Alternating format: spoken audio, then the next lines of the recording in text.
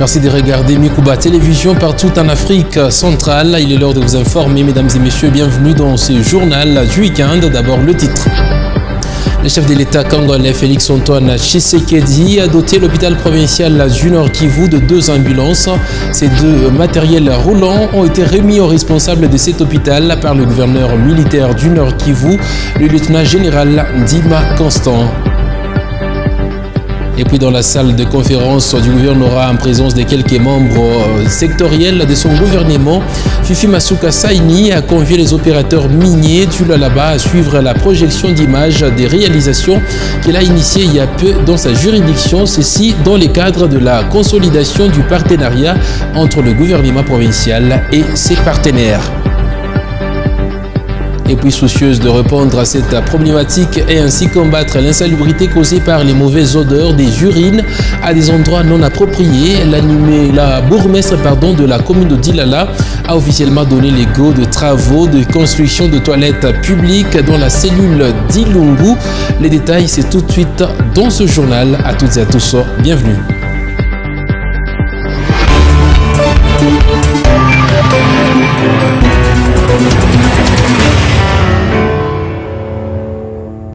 Heureux de vous retrouver pour vous informer. Mesdames et messieurs, bienvenue dans ce journal du week-end. Nomination dans les entreprises et établissements publics. Des ordonnances ont été lues à la télévision nationale ce samedi 8 juillet. Selon ces ordonnances, l'artiste et musicienne Barbara Mutundu Kanam, nommée directeur général du Fonds de promotion culturelle FPC, le guitariste et cofondateur du mythique orchestre Wenge, Didier Masela, est nommé directeur général adjoint. Ngoï Dioko Emani occupera les postes de président du conseil d'administration du FPC. Selon ces mêmes ordonnances, Gisèle Ndaya Luseba, sa brillante nomination au poste du PCA de la Caisse de solidarité nationale et gestion de catastrophes humanitaires. Et puis, comme je l'ai dit dans l'entame de ce journal, le chef de l'État Félix-Antoine Tshisekedi vient de doter l'hôpital provincial du Nord Kivu de 2 ambulances. Ces 2 matériels roulants ont été remis aux responsables de cet hôpital par le gouverneur militaire du Nord Kivu, le lieutenant général Ndima Constant. Celui-ci a appelé les bénéficiaires à gérer ces matériels en responsable. Les détails, c'est avec vous, Patrick Sialois. Toutes médicalisées, ces 2 ambulances, dont du chef de l'État, Félix-Antoine Tshisekedi Tshilombo, ont été remises à l'hôpital provincial du Nord Kivu par les gouverneurs militaires, le lieutenant général Ndima Constant, avec des instructions d'usage très claires. Je vous remets ces 2 clés. Ces 2 clés, c'est pour les 2 ambulances que je vois à ma droite. 2 ambulances de marque Toyota, mais pas 9. Ces 2 ambulances sont médicalisées. Et vous les recevez, vous l'utiliserez en bon responsable. Merci. Le médecin directeur de cette structure sanitaire, le docteur Matata Ngilima, a remercié le chef de l'État à travers le gouverneur militaire pour ses gestes et en a profité pour demander l'implication de l'autorité provinciale pour mettre fin à la spoliation du terrain de cet hôpital de l'État. Le problème d'abord, c'est en rapport avec le terrain de l'hôpital provincial du Nord Kivu. Le terrain de l'hôpital qui est envié, l'hôpital même qui est envié par beaucoup de gens, nos compatriotes. Ce qui n'est pas normal, parce que l'hôpital est sacré. Parce que nous tous, nous recourons au niveau de l'hôpital pour avoir les soins de qualité. Normalement, nous devrions tous protéger ce bien qui est le terrain de l'hôpital provincial du Nord Kivu. Qu'est-ce que nous ne voyons pas derrière nous? Le terrain est en train d'être spolié.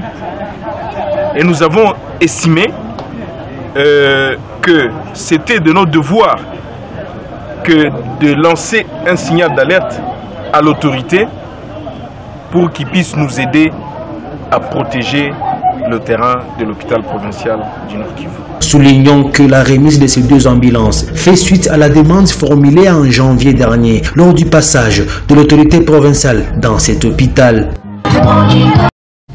La consolidation du partenariat entre le gouvernement provincial et les opérateurs miniers du Lualaba était le bien fondé de la séance de travail organisée ce vendredi 7 juillet par la gouverneure intérimaire du Lualaba dans la salle de conférence du gouvernorat en présence de quelques membres sectoriels de son gouvernement. Fifi Masuka Saini a convié ses hôtes à suivre la projection d'images des réalisations qu'elle a initiées il y a peu dans sa juridiction selon les recommandations du président de la République Félix-Antoine Tshisekedi. Les contours de la construction de la nouvelle aérogare de Kolwezi et de la route Kolwezi-Solwezi étaient parmi les matières traitées. Suivez les détails dans ce reportage de la cellule de communication du gouvernorat de province. La gouverneure du Lualaba s'est entretenue ce vendredi 7 juillet 2023 avec le responsable des entreprises minières dans la salle des conférences du gouvernement. L'échange a porté sur la consolidation du partenariat entre le gouvernement provincial et les opérateurs miniers. Accompagné de quelques membres de son gouvernement, Fifi Masuka Saini a convié ses hôtes à suivre d'abord la projection d'images des réalisations infrastructurelles qu'elle a initiées il y a peu dans sa juridiction sous l'impulsion du président Tshisekedi. Les efforts du gouvernement provincial sur la construction de la route Solwezi-Kolwezi, le lycée Mwanga et la nouvelle aérogare de Kolwezi étaient parmi les matières évoquées dans cet échange. Pour faciliter la compréhension de tous, Fifi Masuka Saini a communiqué aussi en anglais avec l'assistance.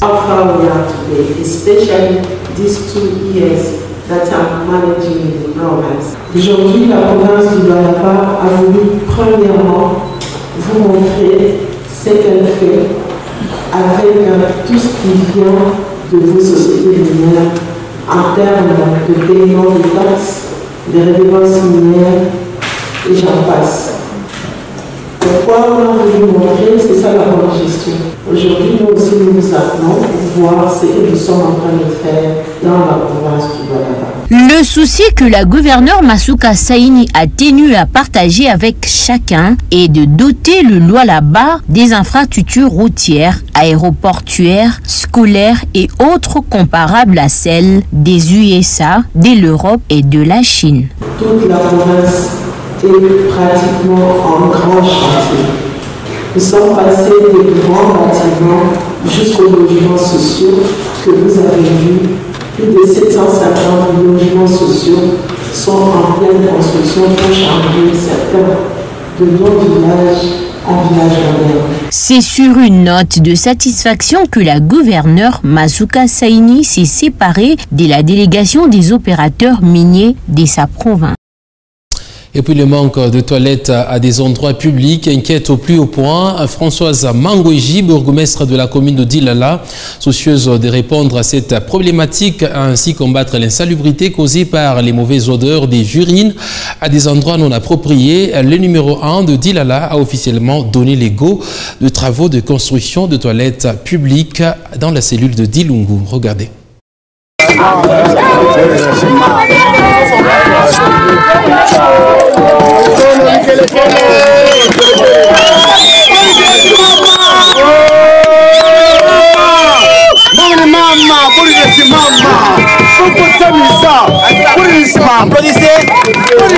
Construites au marché d'Ilungu, ces toilettes publiques vont répondre aux besoins de plus de 400 commerçants, sans compter les visiteurs. Juste après, la patronne de Dilala va mettre les caps au quartier Luilou. Sur place, elle a procédé au lancement des travaux de réhabilitation en terre battue de l'avenue Mangweji. Nous sommes à la cité Luilou. Nous sommes en train de réhabiliter en terre battue l'avenue méthodiste qui part de l'église méthodiste jusqu'à la nouvelle cité de la commune. Et la longueur totale c'est 3 km et nous allons prendre les 1 km autour de la nouvelle cité de la commune de Dilala. Et les travaux prendront 90 jours ouvrables. Françoise Mangweji a demandé à la population locale de protéger les dangers commis aux travaux de terrassement. Batoto ya Luilu tuko na moyo pamoja. Travaux yote tuko nafanya tusabu quartier hata moja. Tunaanza makartie yetu Luilu, tutayenga polisi yetu, Habitants de Luilou, nous sommes avec vous. Les travaux effectués n'oublient aucun quartier. À Luilou, nous construirons la police. Mais pour un début, d'abord le bureau du quartier, parce que c'est ce qui va nous représenter. Il est de votre devoir de sécuriser ces engins. Ne les détruisez pas comme c'était le cas en ville. Ces routes vont profiter à tous, mais vous en serez les premiers bénéficiaires.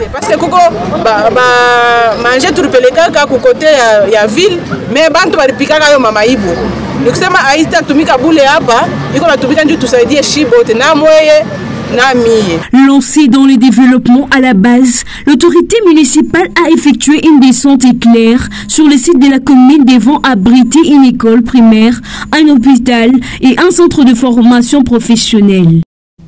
Et dans la religion, le prêtre du diocèse de Kolwezi était en retraite des 6 jours au petit séminaire Saint-Paul de Kanzenze. Depuis le 2 juillet, ces religieux ont profité de ces moments de la méditation et prière pour faire une évaluation personnelle du cheminement avec le Christ durant l'année 2022-2023 sous l'égide de Monseigneur l'évêque de Kolwezi, Richard Kazadi-Kamba.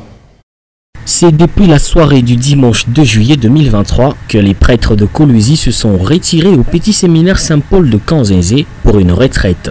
Pendant 6 jours, ces hommes d'église ont fait l'évaluation de leur cheminement avec le Christ durant l'année pastorale 2022-2023 au sein de l'église Famille de Dieu qui est à Kolwezi. À la clôture de cette retraite, plusieurs autres religieux les ont rejoints. C'est notamment l'évêque de Kolwezi, Richard Kazadi-Kamba. En ce dernier jour des assises, l'abbé Jean-Marie Vianney Kindumbi, prêtre du diocèse de Luebo, a entretenu les prêtres de Kolwezi sur les structures canoniques de collaboration et de communion omnis regendi de l'évêque diocésain et les principes d'une bonne gestion des biens de l'Église. En vertu de leur baptême, les fidèles sont établis dans une véritable égalité à la dignité et à l'action qui les appelle tous à coopérer à l'édification du corps du Christ et donc à mettre en œuvre la mission que Dieu a confiée à l'Église. Pour clôturer cette retraite, l'évêque de Kolwezi, Richard Kazadi, a invité les religieux de son diocèse à toujours prier les uns pour les autres afin d'éloigner les tentations du diable. Prions les uns pour les autres, afin que le diable de l'arnaque, des abus sexuels, des escroqueries, des vols, des quêtes et de toute autre forme de ce genre puisse s'éloigner de nous, pour que nous puissions vivre heureux. Après cette retraite de 6 jours, interviendra l'ordination sacerdotale et diaconale de quelques fils du diocèse de Kolwezi ce dimanche 9 juillet 2023 au domaine marial par Monseigneur Richard Kazadi-Kamba. En justice, le tribunal de grande instance de Kolwezi a rendu les prononcés dans les procès en appel qui opposaient les 2 chefs coutumiers de Moussompo, notamment Jean Kapoissa et Patrick Kongabantou. Au finish, le tribunal de grande instance a jugé recevable les dossiers mais non fondés. Le jugement rendu par le tribunal de paix de Manika confirmant les pouvoirs à Patrick Kongabantou a été maintenu. Après les prononcés, le chef Patrick Kongabantou a salué la justice congolaise et remercié toute la population de Moussompo de l'accompagnement. Suivez un extrait de son propos choisi pour vous par Dorsan El Mouteba. Puisque njo benye beo netupatia nguvu ya kukombana na hii Bukomvi, tunafika na mwi niveau ya hivi, puisque Bukomvi bulikuwa bunene sana tellement bina pikia paka accent justice ya Kolwezi mu province ya Lualaba na numéro 1 wa province. En tout cas kama beko na fata justice selon ville loi ville nasema tel que ville les garants wa pays nasema que nous sommes dans un état de droit. Donc les garants wa pays il a bien parlé que il faut kurudisha kila muntu mu droit yake. C'est pourquoi mina pikia accent sana ba juge ba. Il dit « Je suis heureux pour ce grand jour tant attendu. Je remercie tous les juges et avocats de ce jugement rendu en ce jour. Ça a été une grande bataille et voilà aujourd'hui nous sommes vainqueurs. Merci à la population qui nous a accompagnés dans tout le processus. Aujourd'hui, nous sommes vainqueurs. Kama banatoka bana contester kusema ke tutenda cour de cassation. Hakuna problème. D'ailleurs, c'est très bon. Mais kama je comprendre comme conseil le mitampatia puisque mitampatia konduko kapwasa et je maîtriser tampatia conseil kiloko et je maîtriser paka vile nilimulakaka avant nikufwe tena nifufuki. Nilimulakaka kusema ke il faut uikale bien na banduku yako puisque hii pouvoir itenda mtumbo ingine haitarudia tena mweye mtumbo yangu mimi hapana, itenda mtumbo ingine puisque nilimulakaka avant nikufwe na hapa tena mimi nafufuka pour la deuxième fois. Maintenant mpachi yako conseil kiloko et du maîtriser mais mema na meseka poisa ni mtoto ba kuba baniachia atakuwa paka kumkongo yangu mitamchunga très bien. Merci beaucoup. Malgré ces prononcés du tribunal de grande instance rendu en faveur de Patrick Kongabantou, le chef Jean Kapwassa ne désarme pas. Il évoque l'instrumentalisation de la justice en province. Les camps Kapwassa veut aller jusqu'au bout. La Cour de cassation vient d'être saisie pour couper court à ces feuilletons. Le chef Jean Kapwassa s'exprime dans ses propos recueillis une fois de plus par Dorsan El Moutebi. Mais après tout je vais lancer un message à la population qui va pas à l'aise qui n'a pas chef Jean Kapwassa sur le temps. Il est dossier au tribunal à grande instance à une commune au cours de cassation. Je coule le dossier au cours de la province de là-bas. Après un dossier à la chef Moussompo, il y a Patrick à Pana, mais chaque fois au Colosie et au Kinshasa. Après un marqué les Takuya au Pan, tout le monde ça. Solution à Michou Tatoka, le cours de cassation par tout le monde les 10. Nous sommes mécontents de la façon dont la justice sur le là-bas est instrumentalisée. C'est moi qui ai reconnu comme chef Moussompo. J'ai été investi et je détiens tous les documents. Malgré les jugements du tribunal de paix, nous sommes allés en appel et là nous venons de saisir la Cour de cassation afin de nous départager. Le dossier ne va plus se traiter en province, mais plutôt à Kinshasa désormais. Nous sommes confiants que le pouvoir nous appartient. Jean Kapwassa reste le chef du village Moussompo jusqu'à nouvel ordre. C'est pourquoi le Cour de cassation, je me dis coutume, coutume, dans l'état, je implique que mon coutume, pas que les chats hôpital, je coutume la coutume chabouche. Hata kama tunaenda kwa judgment kwenda kusema ni pamoja pisha wakati bure ikusema makuta yako ya kuweza kuingia hata kutoka kwa nyumba mbele ndo kuarusha kuleta ndio tunaenda kuarusha shi atufaka haja hapa jukutimu shaka kwa zamani na administration ndio mtena des fois yo basha kulokiraka yote niko na tu kila kitu nalipa assurance ni madokima ile niko nayo installation officielle niko nayo niko mimi niko groupement mwafu jomle niko mshira groupement kazi. Mais c'est Patrick et comme groupement Kazembe, ils sont pas un groupement Kazembe. C'est pourquoi que les gens ont panique. Ou le monde qui est adhéré à Patrick. Patrick est un groupement Kazembe. Nous sommes pas un groupement Kazembe. Nous groupement Mouamfo. C'est pourquoi nous avons l'assurance que nous sommes pas. Autre chose dans ces journaux, les porte-paroles de la police nationale congolaise au Lualaba, Major Descartes, sollicitent la collaboration entre la population civile et les forces de l'ordre suite à la montée de l'insécurité qui s'illustre depuis peu à Kolwezi par la disparition de conducteurs qui exercent dans les transports en commun. Il a lancé cet appel au cours d'une interview exclusive accordée aux reporters de Mikuba Radio Télévision. C'est vendredi 7 juillet pour le Major Descartes. La collaboration étroite entre la police et la population renforce la sécurité. Il a ensuite appelé la population à faire confiance à la PNC. Il est ici au micro de Sarah KTB. La police est régie par des textes. Dans la police, il y a aussi la réforme de la police qui vient ajouter aux textes, bien sûr, aux textes légaux ou légaux,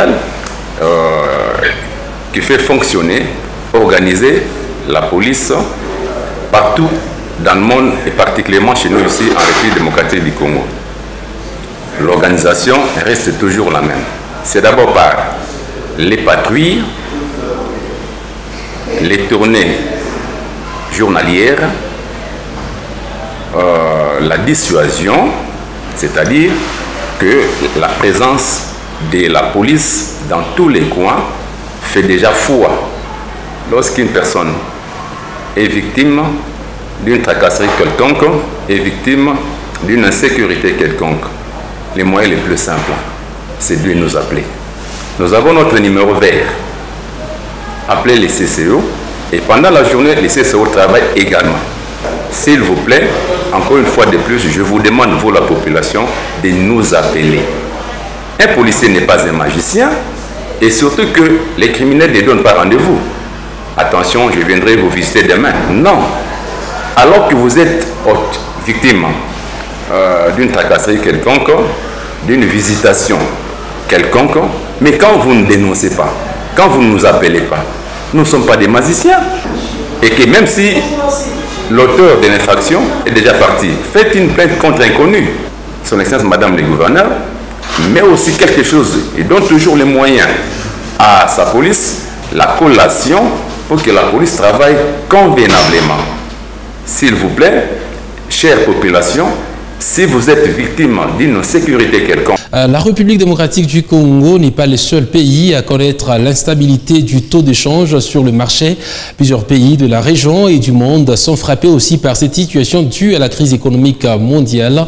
Déclaration du ministre d'État au budget, Aimé Boji, au terme de la réunion du comité de conjoncture économique CECE du mardi 4 juillet 2023, centré sur le taux d'échange du franc congolais.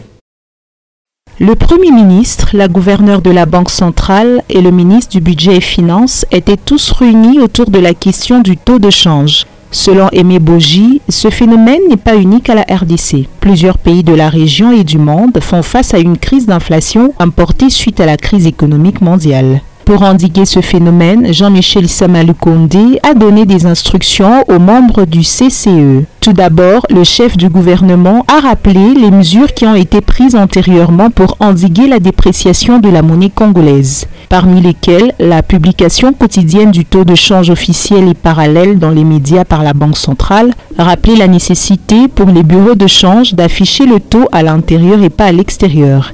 La Banque centrale, quant à elle, rassure de continuer à utiliser tous les instruments classiques disponibles pour contenir cette crise et permettre la stabilité de la monnaie congolaise. La RDC fait face à la dépréciation de sa monnaie vis-à-vis des devises étrangères. À l'indicatif, $1 américain se change contre un peu plus de 2300 francs congolais. Cependant, sur le marché parallèle, $1 américain se change contre 2350, voire 2400 francs congolais. Cette instabilité du taux de change a une conséquence directe sur les prix des biens qui ne cessent de grimper sur le marché. Pékin a annoncé lundi 3 juillet dernier la mise en place des restrictions à l'exportation de germanium et les gallium dès le mois d'août 2023. Comment la RDC peut saisir cette opportunité? Olivier Kavound nous fait les points. Pékin a avancé comme justification la nécessité de protéger sa sécurité nationale et la paix mondiale en suspendant l'exportation du germanium et du gallium. Les restrictions chinoises inquiètent donc plusieurs pays, dont ceux de l'Union européenne. La Commission européenne a ainsi fait part de ses inquiétudes par rapport à la décision chinoise qui ne serait pas conforme aux normes de l'OMC. La générale de carrière et des mines, de son côté, annonce cette année un investissement de 5 millions de dollars pour la construction d'une nouvelle unité hydrométallurgique au profit de sa filiale. Si la République démocratique du Congo n'est pas en mesure de répondre entièrement à la pénurie mondiale en perspective pour les germanium, la GECAMINE peut au moins tenter d'accroître ses parts de marché en adaptant sa stratégie en cette nouvelle situation. Il faut cependant souligner que la République démocratique du Congo n'arrive pas en terrain conquis et devrait composer avec l'ambition d'autres acteurs. Les violations présumées de droits humains et de l'environnement par des compagnies chinoises actives dans l'exploitation de minerais de la transition énergétique ont été recensées dans 6 pays africains. La RDC occupe cependant les hauts de l'échelle avec plus de 10 cas. Suivez les détails dans ce récit de Linda Kalenga rendu par Exusengoy. Selon un rapport publié le 6 juillet par l'ONG Business and Human Rights Resource Center, plusieurs entreprises chinoises sont impliquées dans 24 cas de présumées violations des droits humains et environnementaux entre janvier 2021 et décembre 2022 en Afrique. Le rapport intitulé Unpacking Green Energy, Human Rights Impact of Chinese Overseas Investment Transition Minerals se base essentiellement sur des faits signalés par des ONG locales et des reportages médiatiques documentés qui ont fait état des préoccupations soulevées par des travailleurs, des syndicats ou des communautés pour identifier des abus commis en dehors de la Chine par des sociétés chinoises actives dans l'exploration, l'exploitation ou le traitement de 9 minéraux cruciaux pour la transition vers l'énergie verte comme le cobalt, le lithium, le nickel et le cuivre. Au total, 39 compagnies minières chinoises opérant dans l'exploitation de minerais nécessaires à la transition énergétique sont impliquées dans 102 cas présumés de violation des droits humains et de l'environnement. Sur l'ensemble des cas d'abus présumés, commis dans 18 pays selon l'ONG, 43 ont été recensés en Asie, 28 en Amérique latine, 24 en Afrique et 7 en Europe. En Afrique, 12 cas de violation des droits humains et de l'environnement ont été répertoriés en RDC, au Zimbabwe, en Afrique du Sud, au Ghana, en Guinée et en Namibie. Au niveau mondial, l'Indonésie compte le plus grand nombre d'allégations d'abus enregistrés durant la période sous revue, suivi du Pérou et de la République démocratique du Congo.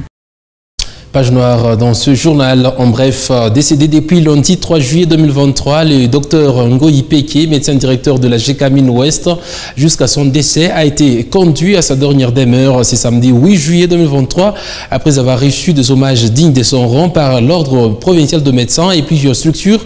La dépouille de Joséphine Ngoyi Peke a été conduite au cimetière Cité des Anges pour sa mise en terre, au lieu où cette personnalité qui a rendu d'énormes services dans la province du Lualaba reposera désormais. Mesdames et messieurs, suivons à présent l'actualité de médias en ligne, lue pour vous dans ces revues de presse par Oscar Kalambay.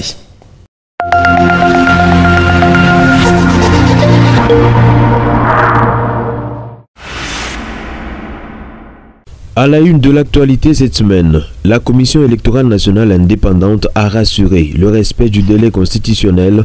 À ce sujet, Radio Okapi.net titre « Élection 2023, Denis Kadima rassure sur le respect du délai constitutionnel ». Le président de la CENI, Denis Kadima, a rassuré jeudi 6 juillet sur la tenue des élections générales dans le délai constitutionnel. C'était en marge du forum des parties prenantes au processus électoral tenu à Kinshasa. À cette occasion, il les a invités à déposer leur liste de candidatures dans le délai imparti car aucune prolongation ne sera accordée. Actualité.cd titre RDC élections. Dernier jour du forum des parties prenantes, Denis Kadima confronté aux préoccupations autour du processus. Entamé le 4 juillet, les travaux du forum des parties prenantes au processus électoral se sont achevés ce jeudi. Après 3 jours successifs d'exposés et de débats, les partis ont soumis des propositions pour des élections libres, crédibles, transparentes et surtout apaisées, entre assurances du président de la CENI et recommandations des partis de l'opposition. Après son exposé, Denis Kadima a été confronté aux préoccupations des parties prenantes, cadres des partis politiques, opposition et majorité, excepté le PPRD qui s'est retiré à l'annonce de son arrivée, ainsi que la société civile. L'autre actualité ayant marqué la semaine est l'affaire kidnapping. Actualité.cd titre « Affaire kidnapping à Kinshasa. Les prévenus condamnés à la peine de mort, une seule condamnée à 2 ans avec 1 année de sursis pour sa coopération. Les prévenus ont été condamnés à la peine capitale pour association des malfaiteurs, meurtre, 5 ans de servitude pénale principale pour enlèvement, 10 ans pour vol qualifié, 5 ans de servitude pénale pour recel d'objets et d'autres peines pour plusieurs autres infractions. Le tribunal a conclu au concours idéal et a retenu la peine la plus forte, à savoir la peine de mort. Toutefois, une seule prévenue, Reda Makwa, a été condamnée à une peine minime, à savoir 2 ans de servitude pénale, dont 1 année avec sursis en raison de sa coopération avec la justice. Dépêche.cd a abordé la même orientation de cette actualité en précisant que les communes de Bandalungwa, Kitambo et Ngaliema, 3 entités situées côte à côte dans la ville de Kinshasa, ont été bouclées à partir de 4 h du matin de ce samedi 8 juillet. Les forces de l'ordre de la police et l'armée mènent conjointement cette opération dans le cadre de la traque des présumés malfrats après l'arrestation de plus de 20 autres arrêtés, jugés et condamnés pour enlèvement.